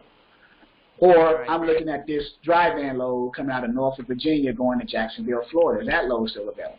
So wherever the load is coming out of for whatever equipment type, you always follow that same pattern of talking to the broker. You want to tell them you're looking at the load picking up and wherever it's picking up, going to wherever it's going, the day that it's picking up for whatever equipment type, and then is it still available? The broker's going to say, let me check. By the way, what is your NC? Of course, you're going to give them the NC of the carrier that you're calling for that load for, which is either the dry van, flatbed, or reefer carrier. You're going to give them that. They're going to look it up and say, yeah, that load's still available. You're not set up with us, but that's no problem. Who do I send the carrier packet to? The broker carrier packet. They're going to, of course, you as a dispatcher, as the middleman or woman between your carrier with whom you have a dispatcher agreement with and the broker, it would make sense to them to send it to your email. So send it to you so you can, because as a dispatcher, that's what you're doing. You're doing all the administrative stuff. You're filling out the information for your carrier. Of course, you're signing their name with their permission, of course, and doing all the paperwork, the administrative stuff, because you're in the back, you're in the background doing all that while your carrier is driving and doing their job. So everybody has a role in this whole transportation booking and load process. Your role is to make sure that your carrier runs, rather fluidly and consistently. And to do that, you keep the relationship with the brokers. You stay on the load boards. You're looking for the loads, good paying loads, making sure you send your carriers to areas in the country that they can get out of. It's not just a good idea to find a good paying load that's going to, a terrible area, but then you have to worry about getting them out of that area or whether they're going to sit for a few days. So the job of a good dispatcher is to make sure that you get them into an area that you can also get them out of within a decent amount of time, at least a day, if not 2 days max. They can't sit too long because every day you sit, that's money that they're losing, right? So you want to make sure that you want to get an idea of what's the good paying areas in the country and then keep your carriers running in those areas. If you know that you got a reefer carrier and freight is always moving in and out of all the Midwestern states, then of course you send them to those Midwestern states. If you know you can go down, you know you can go down to Texas and get good loads, and then come back over to like Tifton. I know for a fact that there's a bunch of DC's distribution centers over here in Tifton, Georgia. Down here, there's a lot of distribution centers down there. So send them over there, and then bring them back up to the, you know. So if you got carriers that's willing to run as long as the money's good, then, you know, I love those types of carriers. Keep me out 2 weeks at a time, you know, then I can make the money. Right. So as a dispatcher, you're picking up on these little nuances and strategies, and then, you know, the booking load process will be easy. It's the only thing that changes are the carriers and the brokers, the equipment types of the carriers and the brokers who you're talking to. As long as you have an understanding of the areas that freight move out of consistently, you keep your carriers in those areas pretty consistently. She's calling me back. Hello, hello.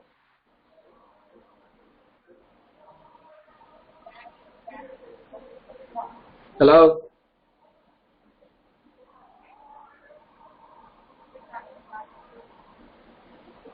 Hello.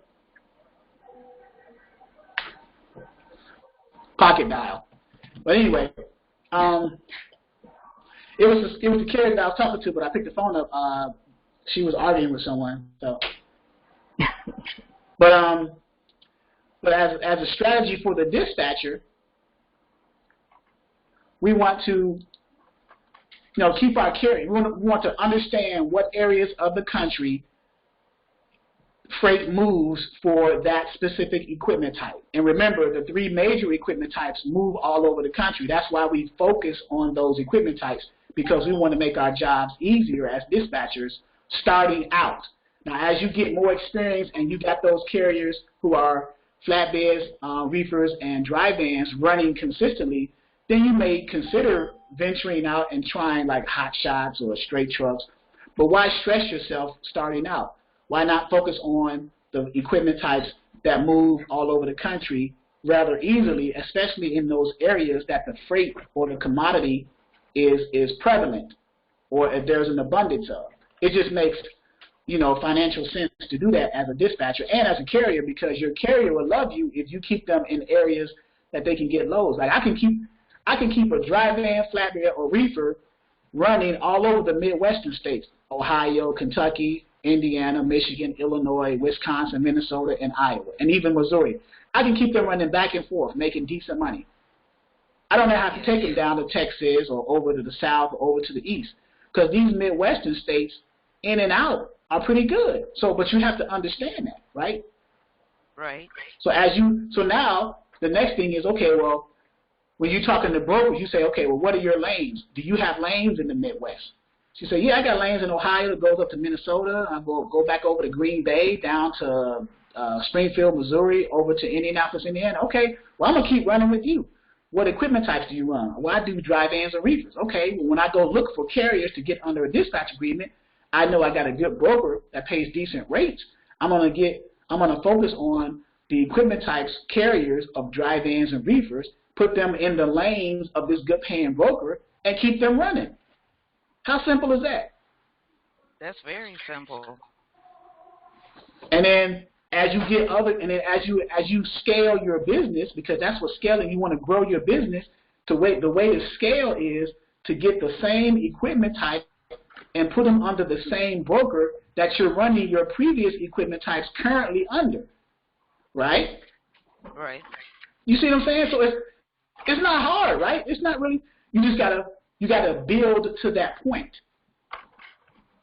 right? That's true. Okay. I just want to make sure it's not just me. Well, you know our old saying: if our wheels ain't turning, we're not earning. So. Yep. Yeah. So. That is true.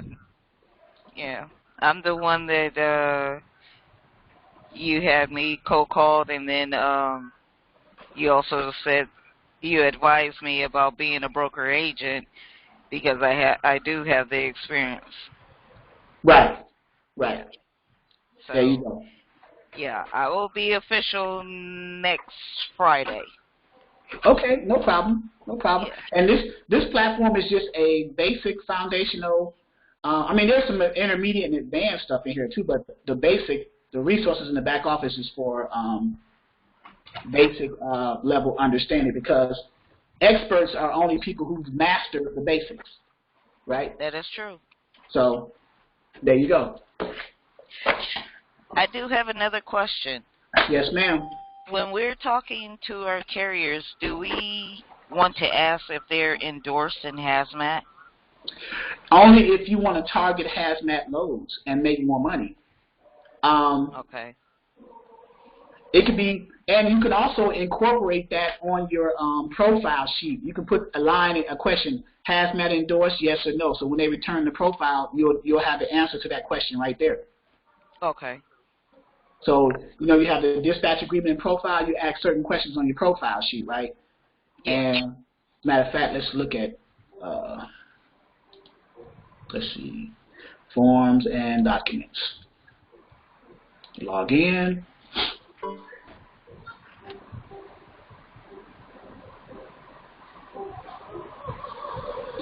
So, profile sheet. So I don't think I got it on mine. I just got the basics. But this is just a template you guys can add to and take away from your profile sheets as you see fit for your business in regards to how you want, like you just mentioned, the hazmat. You can put an extra line right here. Like, do you do long haul? Yes or no? If so, what states? Do you do short haul? The next line you can say, are you hazmat endorsed? Yes or no? If yes, what type? Do you have tanker endorsement? Do you have, you know, the different, because there's different types of endorsements for hazmat. So, right. And then you go from there. And then what is, so I just asked a lot of general questions, but you can, on the profile, but you can upgrade or ask further questions as it relates to your dispatching company, the types of loads that you're going to have. And hazmat could be one of those questions. Okay. Yep. Okay, thank you. You're welcome. All right, guys. Any more questions? 1 o'clock.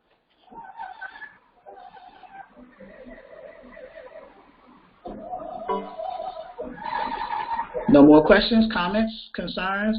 Next training, of course, will be Wednesday. I did have a person I spoke to about a factory company and offering an affiliate marketing thing for the factory company, but the person, I wanted them to tune in today so he can give an update of what his company, the services they offer, and carriers, because he says he has a factoring company and carriers are looking for dispatchers through his factoring company, so he can kind of be a resource to refer carriers to us as well.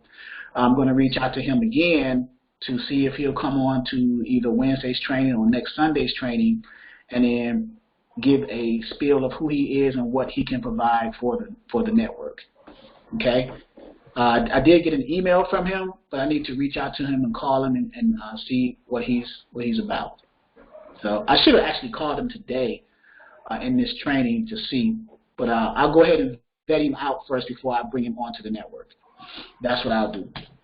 So it's probably a safer way to do that. No, it's not. It's not Foley. It's a Gulf Coast called Gulf Coast, like the Gulf of Mexico, Gulf Coast.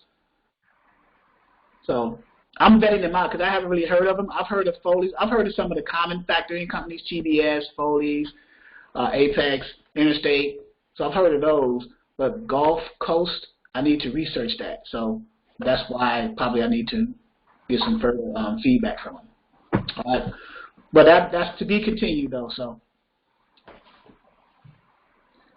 All right, guys, until next time, I will see you on Wednesday.